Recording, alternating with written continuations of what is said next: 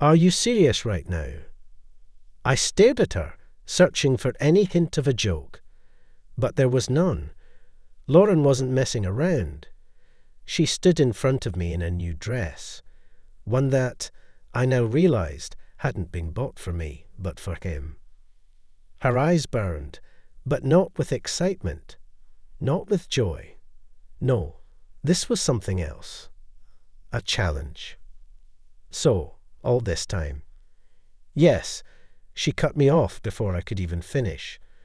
All this time. And you know what? I'm not sorry. You expect me to apologize. You think I should cry, beg for forgiveness. No, Alex, I won't. I stood there like I'd just taken a hit to the head. My mind refused to process it. I could only look at her, at the new hairstyle, the fresh manicure, the whole damn new life she'd built, a life where I had no place. And you know what stung the most? It wasn't even the fact that she'd left me for someone else. No, it was how long it took me to understand. At first, I thought she'd just decided to change things up. You know how women do that sometimes? New look, fresh start, nothing major. But no, she wasn't changing her image. She was changing her husband. Let's rewind a bit. I bet you're already lost.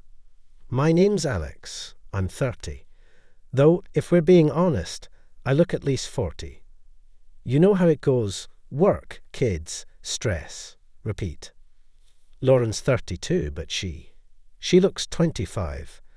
And that's not a compliment, just a fact. We got married at 20. Yeah. I know what you're thinking.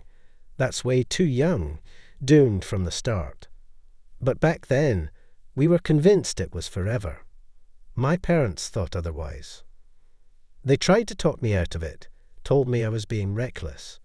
But love, well, love makes you blind. The first few years, pure romance, just like in the movies. We rented a tiny place, worked hard, dreamed big. Then the first baby came. Then the second. Life moved forward. We fought. We made up, we cried, we laughed. You know, like normal people. And then, something shifted. Lauren grew irritable. At first, I figured it was just exhaustion. Kids, work, house chores, the usual grind. But then came the complaints, the constant nitpicking. One day I wasn't making enough money. The next, I wasn't paying enough attention to her. And the worst part, the comparisons. Always with him. Ryan. At first, he was just some old classmate of hers. Until he wasn't. Do you even know how much he earns? She'd ask, looking at me like I was the biggest failure on the planet. Do you know what kind of life he has? A car. An apartment. He travels. Yeah? And you know what he doesn't have? I shot back. Kids. Lauren just snorted and walked away. And me? I was left standing there, feeling like my whole life was slowly crumbling beneath me. And then one day I decided to confirm my suspicions. Lauren said she'd be working late, but something in my gut told me that was a lie. So I followed my instincts, and they led me straight to Ryan's place. I parked outside his building, my heart pounding so hard it felt like it might rip through my ribs. I lit a cigarette, inhaled deeply, and thought, maybe I should just turn around, pretend I don't know.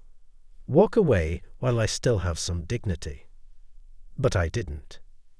I went inside, climbed the stairs, knocked. And there she was, Lauren, in his apartment, sitting on the couch, laughing, drinking wine.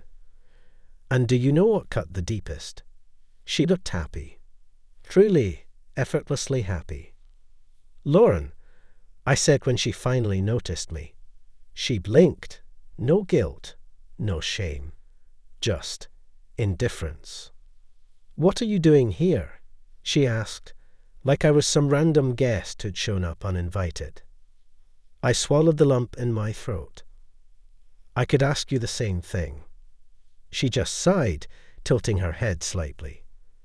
And then, with the calmest voice in the world, she said, "I'm living, Alex. I'm just living." And that was it.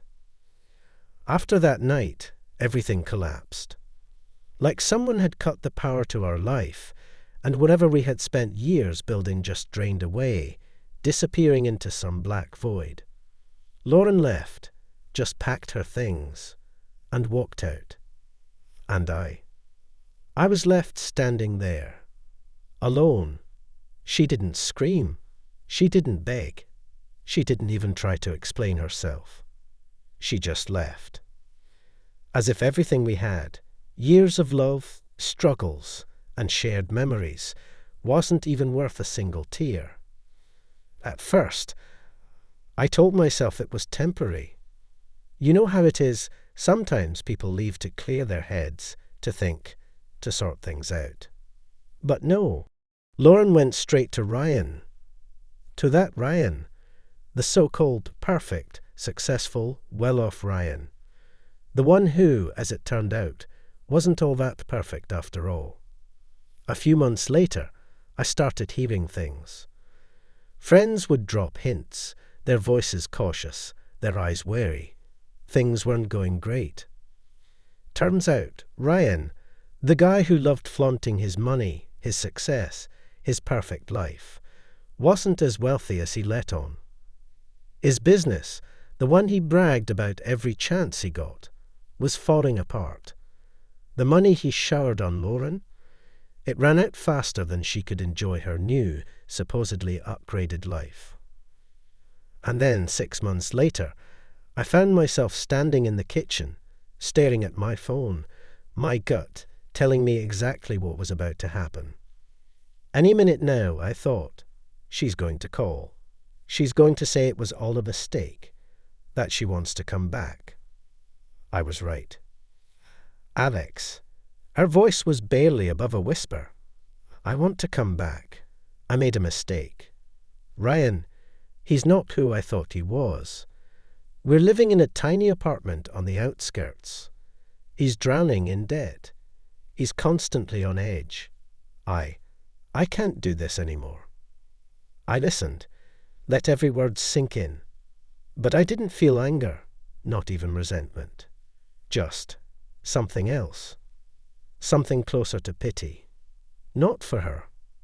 For us. For the people we used to be. I took a breath, trying to keep my voice steady, though inside everything was a whirlwind. "Lauren," I said, "you know I can't just pretend none of this happened. You left me. You left our kids. Because you thought the grass was greener on the other side. And now that it's turned out to be fake, you want to come back." "Yes." "I can't do that." Silence. Then softly, she said, "I understand." And then the line went dead. The kids stayed with me. Lauren still sees them, of course.